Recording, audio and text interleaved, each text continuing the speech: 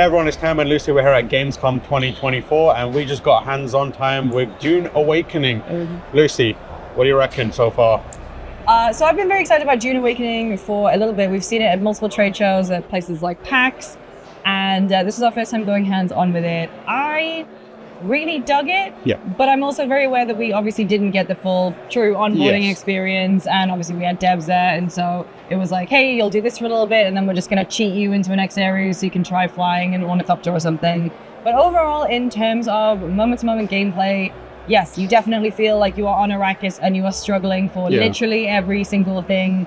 I don't actually play many games like Dune, like the survival crafting MMO scene I'm not really into. However, what I will say is that, like, in terms of getting in there, and even though I didn't really get the full tutorialization, it was very easy to figure out. I thought what the tutorialization I did go through was like super easy to follow, like easy to find and navigate through menus.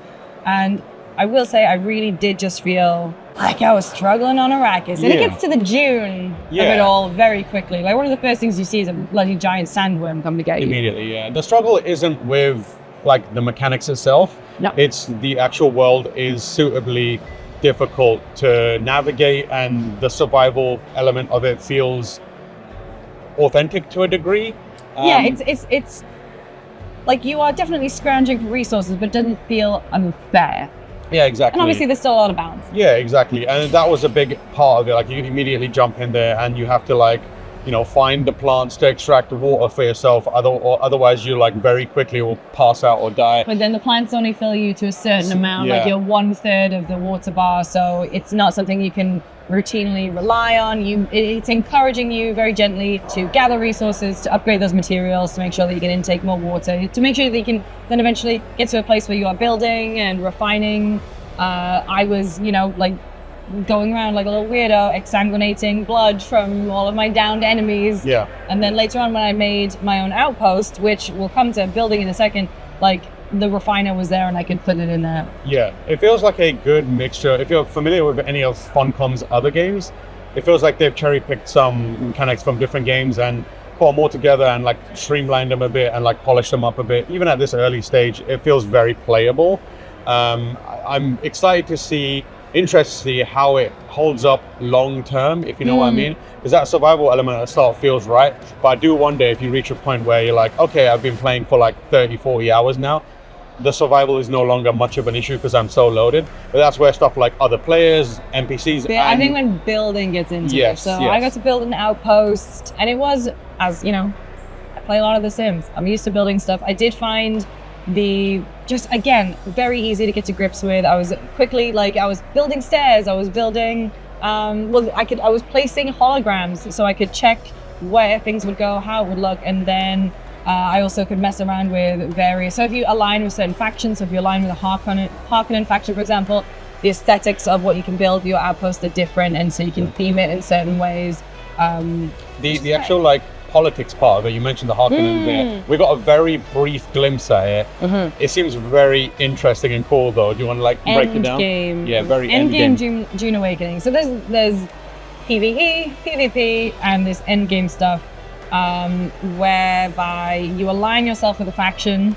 So align yourself, say, with the Harkonnen or the Atreides, and it's basically like a bingo board of all of the great houses, and you are basically trying to get a line across, and in doing so, and so like, if you notice that some other family is like getting a bunch of power or doing stuff, that you're basically trying to block them and get that line across. And if you do manage to hold all that influence, you get to, I think, like, launch a decree that then impacts the whole server for the next week. And so you have, like, you're vying for all this power, and then actually doing so has an impact that is noticeable, and you can say, I did that. We didn't see this in action, it was just kind of briefly explained to us, but I think that is a really cool way of keeping you invested, and also very in keeping with the world of Dune and Herbert's books and all that stuff. We did see a sandworm. Everyone's going to want to know about the sandworm.